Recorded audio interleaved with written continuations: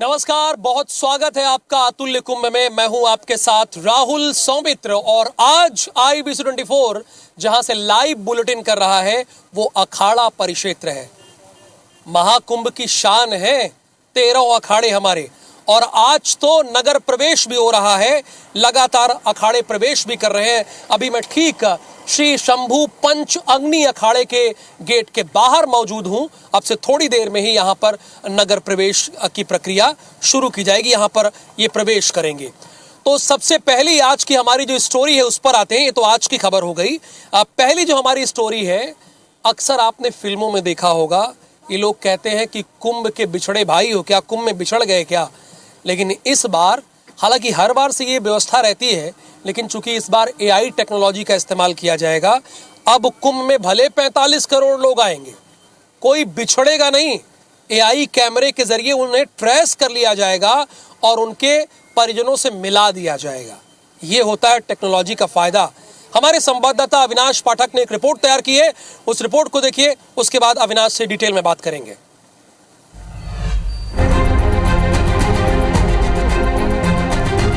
18 दिन बाद शुरू होने वाले पूर्ण महाकुंभ को लेकर प्रयागराज में युद्ध स्तर पर तैयारी की जा रही। श्रद्धालुओं के रुकने, खाने पीने से लेकर स्नान तक के सारे इंतजाम किए जा रहे हैं। इन सब के बीच श्रद्धालुओं की सुरक्षा और सहूलियत के लिए खोया पाया केंद्र भी बनाए जा रहे हैं। दरअसल महाकुंभ में 45 करोड़ से ज्यादा लोगों के शामिल होने की संभावना जताई गई है। ऐसे में मेले में आने वाले लोग अपनों से बिछड़ सकते हैं, लेकिन इसे लेकर भी सरकार ने पूरी तैयारियां कर ली। अब आपको घबराने की जरूरत नहीं है। अगर आप महाकुंभ मेले में अपनों से खो जाते हैं तो आपको ढूंढ लिया जाएगा। आपको बस मेले में बने खोया पाया केंद्र में मिसिंग पर्सन की सारी जानकारी देनी है। उसके बाद मौजूद अधिकारी उन्हें ढूंढने में पूरी मदद करेंगे। महाकुंभ मेले में प्रवेश करते ही परेड ग्राउंड के पास ये केंद्र बना है। इस केंद्र में 24 घंटे कर्मचारी मौजूद रहेंगे। पुलिस कर्मियों की भी ड्यूटी रहेगी।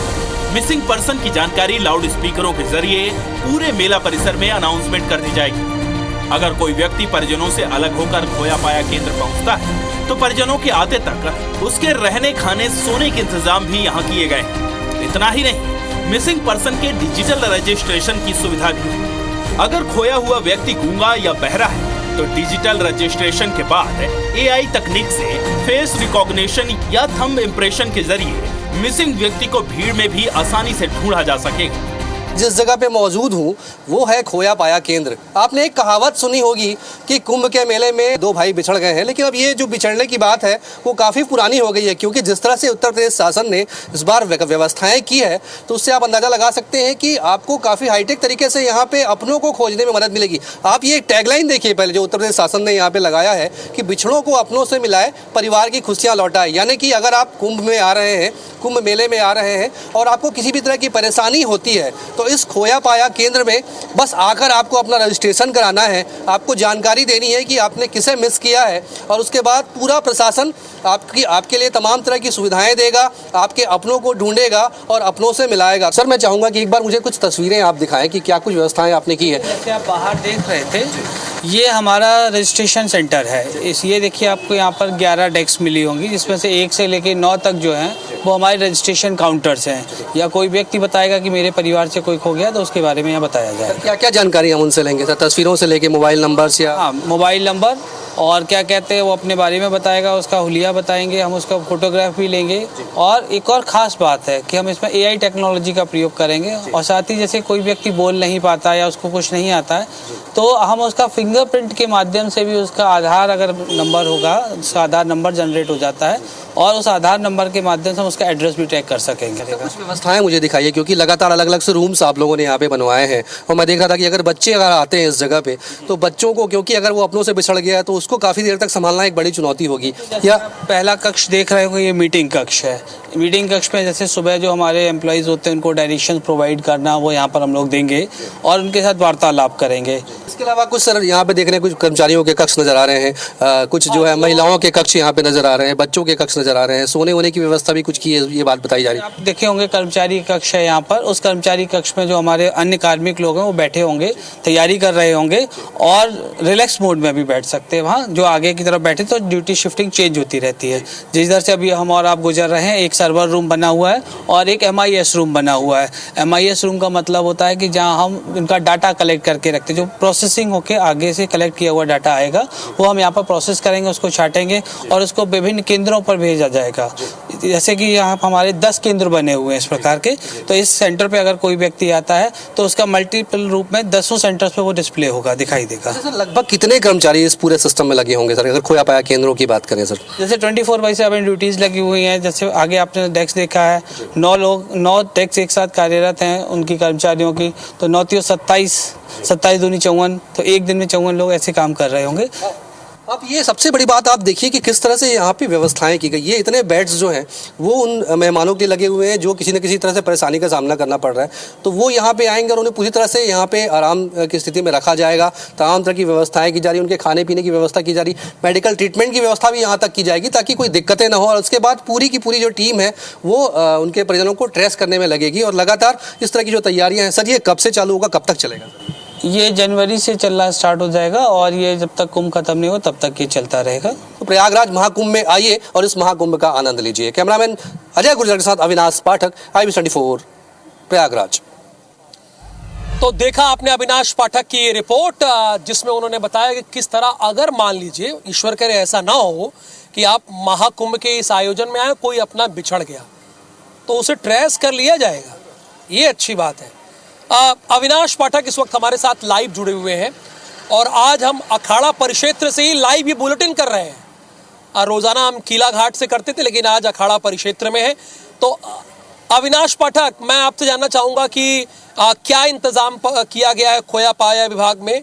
ईश्वर न करे कि कोई खोए इस महाकुंभ में, लेकिन अगर बिछड़ जाता है अपनों से तो कैसे ट्रेस करके अपनों से मिलाने का काम किया जाएगा?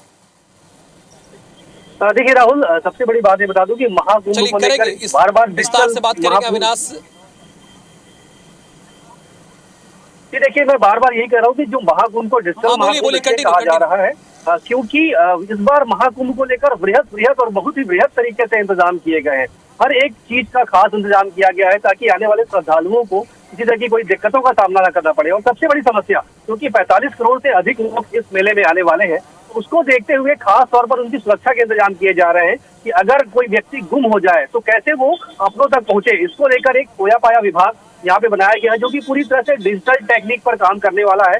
सबसे बड़ी बात ये, आपको सिर्फ आकर इतनी जानकारी देनी है कि आपके परिवार का कौन परिजन है, उसका नाम क्या है, उसकी तस्वीर क्या है, उसकी पहचान क्या है। इतनी जानकारी देने के बाद आप निश्चिंत हो जाइए। उसके बाद खोया पाया विभाग के जो कर्मचारी हैं वो पूरी जी जान से जुड़ जाएंगे उसे तलाश करने में। और पहली बार जो है AI टेक्निक का इस्तेमाल यहाँ पे किया जा रहा है, यानी कि अगर आपके परिवार का सदस्य बता पाने में सक्षम नहीं है कि उसका नाम क्या है, अगर वो बोल नहीं पा रहा है, अगर वो सुन नहीं पा रहा है, तो ऐसे व्यक्ति को भी AI टेक्निक से फेस रिकॉग्निशन के जरिए, थंब इम्प्रेशन के जरिए ढूंढा जाएगा। तो आप सोचिए कि कितने वृहद तरीके से ये पूरे इंतजाम किए गए। इसके अलावा एक और महत्वपूर्ण बात राहुल, कि अगर कोई व्यक्ति परिवार से बिछुड़ जाता है तो उसे सिर्फ इतना करना है कि मेले के अलग अलग जगहों पे बने खोया पाया काउंटर तक पहुंचना है और उस काउंटर में पहुंचने के बाद उसको संभाल कर रखने की, उसके खाने पीने की, उसके मेडिकल ट्रीटमेंट की और अपनों तक पहुंचाने की सारी जिम्मेदारी उत्तर प्रदेश प्रशासन लेगा, मेला प्रबंधन लेगा।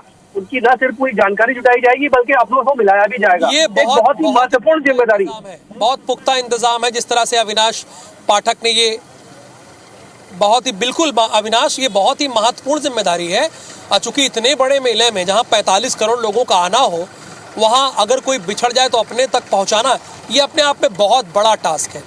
और अब चूंकि बहुत बड़ी संख्या में लोग यहाँ आस्था की डुबकी लगाने आ रहे हैं, तो ऐसे में उनकी सुरक्षा को लेकर क्या इंतजाम किए गए?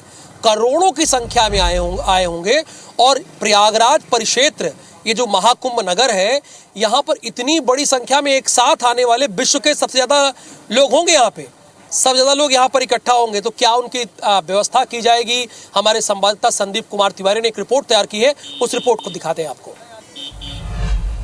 दिव्य कुंभ भव्य कुंभ की परिकल्पना के साथ 2025 कुंभ मेले का आगाज हो गया है, जिसकी सुरक्षा व्यवस्था इतनी पुख्ता हो रही है कि अगर ये कहा जाए कि परिंदा भी पर नहीं मार सकता, तो अतिशयोक्ति नहीं होगी। कहीं भी किसी भी सुरक्षा में आकाश, पृथ्वी और जल तीनों की महत्वपूर्ण भूमिका होती है। जहां आकाश में ड्रोन उड़ते हुए सुरक्षा व्यवस्था के पुख्ता इंतजाम देखेगा, तो वहीं जमीन पर पुलिस, पीएसी, एटीएस अपनी पूरी निष्ठा के साथ कर्तव्य का निर्वहन करेंगे। तो इस बार कुंभ 2025 में वाटर ड्रोन, जो कि 100 मीटर की गहराई तक जाएगा और अपनी पैनी नजर रखेगा। अगर कोई भी ये सोचता है कि वो पानी के अंदर से कुछ नुकसान पहुंचा सकता है, तो उसकी गलतफहमी दूर कर ले, क्योंकि इस बार वाटर ड्रोन पूरी तरीके से तैयार है हर उस गतिविधि पर नजर रखने के लिए जो किसी तरीके से मेले क्षेत्र में नुकसान पहुंचाने की कोशिश कर सकता है। तो सुरक्षित कुंभ, दिव्य कुंभ, भव्य कुंभ, ये है इस बार महाकुंभ 2025। चाहे वो पुलिस, पीएससी, एटीएस हो, ड्रोन हो या फिर वाटर ड्रोन हो, पुख्ता इंतजाम कर लिए गए हैं ताकि आने वाले श्रद्धालुओं को किसी प्रकार की कोई असुविधा न होने पाए। संदीप तिवारी, IBC 24, प्रयागराज। तो देखिए वाटर ड्रोन के जरिए किस तरह से आपकी सुरक्षा सुनिश्चित की जाएगी, ये हमारे संवाददाता संदीप कुमार तिवारी ने बताया। और एक बड़ी दिलचस्प स्टोरी है। ये दिलचस्प स्टोरी क्या है? पूरे इस क्षेत्र में 1484 पंडे हैं और ये परमानेंट है। मेला तो 45 दिन तक रहेगा, लेकिन ये पंडे परमानेंट है। अच्छा, हमारी टीम यहाँ पहुंची तो हमारी टीम महात्मा गांधी के पंडे से मिली, मेगा स्टार अमिताभ बच्चन के पंडे से मिली, शिवराज सिंह चौहान के पंडे से मिली, विश्वास सारंग के पंडे से मिली, ज्योतिरादित्य सिंधिया के पंडे से मिली, और इसके साथ ही महाराणा प्रताप के वंशजों के पंडों से भी मुलाकात की। और इनके पास पूरा 200 सालों का लेखा जोखा है। ये दिलचस्प स्टोरी आप जरूर देखिए।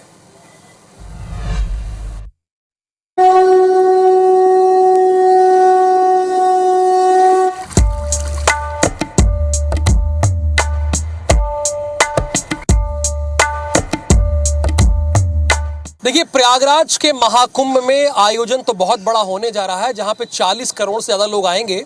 लेकिन ये पंडे आप देख रहे हैं, ये पूरी लाइन जो है ये मध्य प्रदेश के पंडों की है। ये आप देखिए, इनका बाकायदा एक चिन्ह होता है, 5 रंग का झंडा निशान। ये कृष्ण कुमार पाठक है, संजय कुमार पाठक है, ये अपना एड्रेस दिए हैं। ये पूरी लाइन जो आप देख रहे हैं ये मध्य प्रदेश के पंडे हैं। ये मैं आज से बोलूँगा कि वो आगे आते जाएं।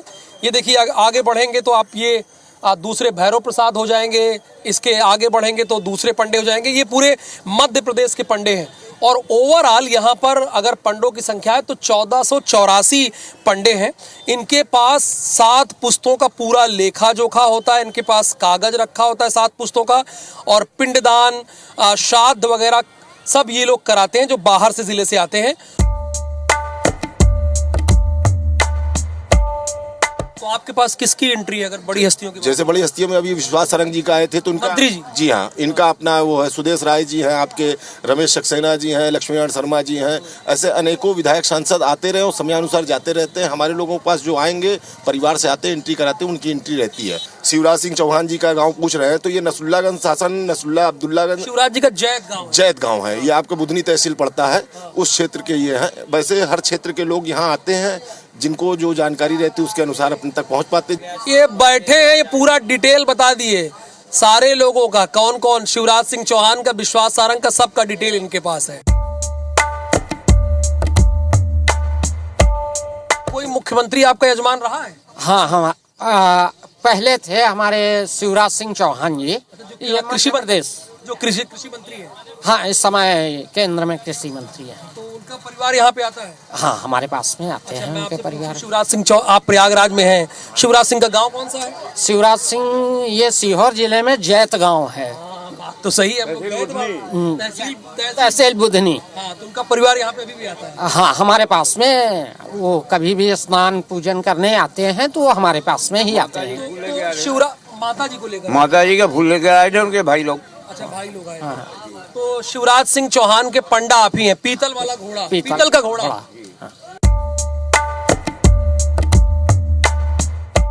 ये देखिए, ये आप साफ तौर पर देख सकते हैं, ये लिखा हुआ है महाराजा धीराज महाराणा जी श्री श्री 108 श्री भूपाल सिंह जी। ये महाराणा प्रताप के वंशज हैं। यहाँ पर पूरा लेखा जोखा पंडों के पास है। जरा भैया और दिखाइए, और पूरे कितनी पीढ़ियों का डिटेल आपके पास? देखिए, महाराणा फतेह सिंह जी का है। अच्छा, ये महाराणा फतेह सिंह जी का है। फतेह सिंह जी का है। फतेह सिंह जी का, ये महाराणा जी फतेह सिंह जी ये भी है। अच्छा, ये कितनी पीढ़ियों का डेटा है आपके पास? संबत जो है 1988, ये 81 चल रहा है। 93 ईयर्स एगो का है ये, 93 साल पहले। जी हाँ। हम लोगों का जो लेखा जोखा होता है वो मिति और संबत में लिखा जाता है। ये यहाँ पर लिखा है खुमान सिंह जी का है। खुमान सिंह जी का है ना? हाँ, ये महाराणा प्रताप के वंशज है कि नहीं है? ये भी महाराणा प्रताप वंशज हैं। अच्छा, ये भी महाराणा प्रताप के वंशज हैं। अच्छा, उमेद सिंह जी भाई। अच्छा, पूरा लेखा जोखा आपके पास है। और ये ग्वालियर के भी अभी आप एक फोटो दिखा रहे थे, प्रद्युम्न सिंह तोमर के साथ हाँ मंत्री हैं। जी हाँ, उनका भी अभी आए थे वो अपने भाई साहब की अस्थि लेकर पिछले हफ्ते। उनका भी पूरा लेखा जोखा है। पूरा अच्छा, कहाँ वाले हैं? वो रहने वाले नावली के हैं, मुरैना जिला के। नावली के रहने कितनी पीढ़ी का हिसाब, आपका हिसाब? हमारे पास 100 साल के ऊपर का होगा उनके पास। 100 साल के ऊपर का। और नरेंद्र सिंह तोमर जो विधानसभा अध्यक्ष हैं वो औरेठी के रहने वाले हैं, वो भी मुरैना ही के हैं। अच्छा, वो भी। हाँ, हाँ। तो पूरा मतलब कुल मिला के मुरैना आपके पास है। जी हाँ। और इधर राजस्थान के राज परिवार, राजस्थान के ये महाराणा परिवार, महाराणा प्रताप, उदयपुर, भीलवाड़ा, दीलवाड़ा, कान्होर, ये सब अपना है। तो अब हम आ गए हैं पंडित उमेश शास्त्री जी के पास। पंडित जी, ये बताइए, अभी हमको कुछ लोगों ने बताया, मैं आ रहा था तो कुछ पंडों ने बताया कि आप अमिताभ बच्चन के पंडा हैं, ये सही है क्या? अमिताभ बच्चन जी का मैंने उनके माता जी का अस्थि का पूजन, उनके पिताजी का भी पिंडदान अस्थि पूजन हमने कराया जब वो सांसद थे यहाँ इलाहाबाद। तेजी बच्चन जी का भी कराया। तेजी बच्चन जी का भी कराया, हरिवंश बच्चन जी का भी, दोनों जने का श्राद्ध हमने कराया है। उमेश शास्त्री हाथी वाले पंडा आप ही हैं? आप ही हैं, हम हैं। और उसके पूर्व जब वो सांसद थे तब भी हमने उनका पूजा करवाया था। बच्चन साहब तो खुद ही आए थे लेकर अस्थि। हाँ, तो आए थे, हम थे, उनका पूजा कराया था, पूरा पूजा कराए थे, दक्षिणा उन्होंने दिया था हमको। तो पूरा उनके परिवार का रिकॉर्ड है? नहीं, रिकॉर्ड तो उनका तो इलाहाबाद है कि लोकल लोगों का रिकॉर्ड नहीं रखते। लोकल लोगों को रिकॉर्ड नहीं रखते। उसे हमने मैं उमेश शास्त्री महात्मा गांधी का भी अस्थि का पूजन कराया था। क्रांति देसाई उनके प्रपौत्र लेके आए थे, रोमेश भंडारी गवर्नर। 1950? नहीं, जब अभी बाद में आए थे, थोड़ा ध्यान से सुनिए।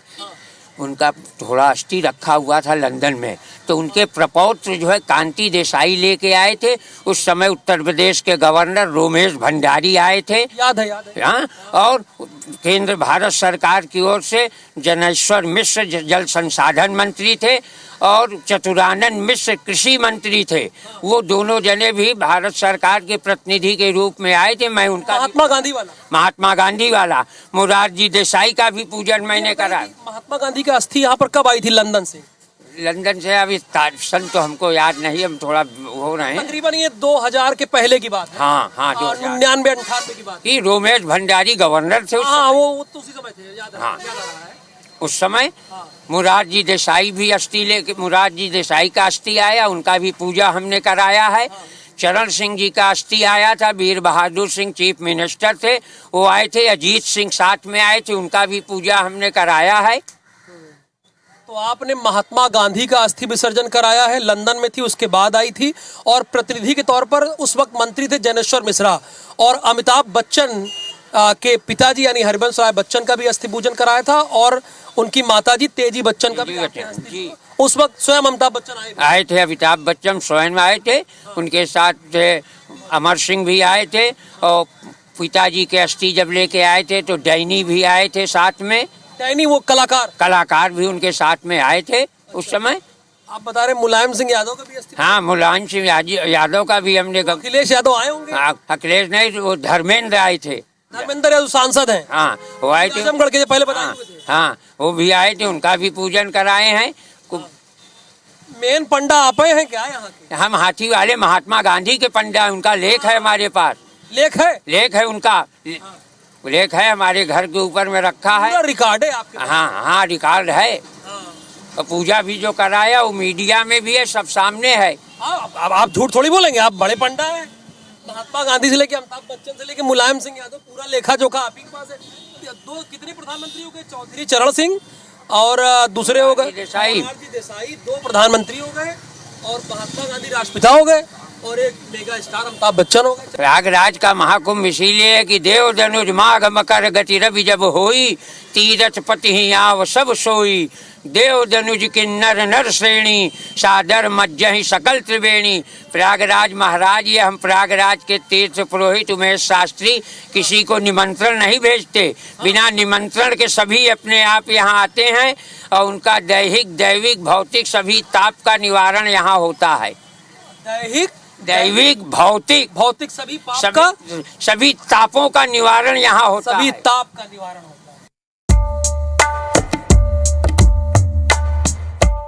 अब देखिए, जब हम पंडों को खोजते आए कि कौन किसके पंडे होंगे, यजमान इनका कौन होगा, तो हमें ज्योतिरादित्य सिंधिया के पुरोहित मिल गए। आपको पुरोहित ही कहा जाएगा? हाँ, पुरोहित कहा जाएगा। तो इनका नाम सोमेश्वर नाथ तिवारी, श्याम जी तिवारी है इनका चिन्ह। अच्छा भाई साहब, आपका ये क्या बना है? नागमणि वाले स्टेट का दिया हुआ है ये। महाराज को वहाँ जाएंगे आप तो उनके महल के ऊपर यही निशान मिलेगा। हाँ, ये मिल रहता है उनके? हाँ, हर उनके दरवाजे में हर जगह पे यही निशान मिलेगा आपको। हाँ, बिल्कुल उनके महल में है। इधर देखिए, ये सिंधिया का जो महल है यही आपको मिलेगा। और ये अच्छा, ये लेटर में देख रहा हूँ, ये किसका है? ये लेटर ज्योतिरादित्य सिंधिया का। जब दूरसंचार मंत्री थे वो। हाँ, संचार और सूचना प्रौद्योगिकी। अच्छा, कांग्रेस की गवर्नमेंट में। तो ये कोई पत्र आपको भेजा है ना इन्होंने? इनकी नानी जी का आया था तो हमने पूजन करवाया था। इनके नानी जी जो है नेपाल नरेश की वहाँ थी, जो है माता जी थी, तो यही रहती थी दिल्ली में, तो वो शांत हो गई तो हमारे पास भेजा तो हमने अस्थि पूजन करवाया था। अच्छा, जरा हमको रिकॉर्ड दिखाइए, जरा देखेंगे। जैसे कि कुछ लोग कहते हैं भाई रिकॉर्ड दिखाना बड़ा जरूरी होता है, तो रिकॉर्ड का ये रिकॉर्ड कहाँ पे है आपका? जरा दिखाइए, ये कहाँ लिखा हुआ है? ये सिंधिया। अच्छा, सिंधिया शिंदे, इंद्रजीत शिंदे। हाँ, ये कब का है? ये माधवी राजे लिखा है, तो अभी निधन हुआ है। ये राजमाता माधवी, तो ये तो कुछ दिनों पहले ही निधन हुआ है। राजमाता स्वर्गीय श्रीमती राजमाता माधवी राजे सिंधिया जी का अस्थि कलश आया था। अच्छा, ये उनका है। संग्राम कदम जी साथ में आए हुए थे, मामा के बाजार वाले। अच्छा, और ये सरदार हैं ये। अच्छा, स्टेट के सरदार है। वो माधवराव जी का भी रिकॉर्ड है क्या? माधवराव जी का, माधवराव सिंधिया जी का। हाँ, ये कहाँ पे है? ये आया है उस समय पे उनका अस्थि विसर्जन करने के लिए आए थे राणो जी राव। अच्छा, मामा साहब शिंदे, माधवराव, पोता राणो जी राव, प्रदुमन राव, कदम साहब, ये सब लोग साथ में आए थे। के लड़के का नाम ज्योतिरादित्य सिंधिया उनके लड़के का नाम है। तो ये आए थे हमारे यहाँ पे सन 2001 में।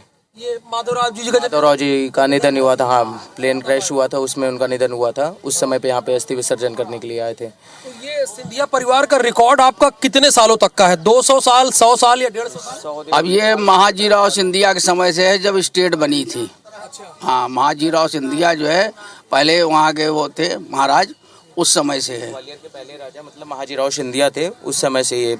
आप इनके पुत्र हैं? हाँ, ये हमारे। आप भी काम देखते हैं क्या? हाँ, मैं भी पंडिताई करता हूँ, मैं भी पुरोहिताई करता हूँ। तो ये देखिए भैया, प्रयागराज का जो ये महाकुंभ लग रहा है, ऐसे ही 144 वर्षों के बाद नहीं लग रहा है।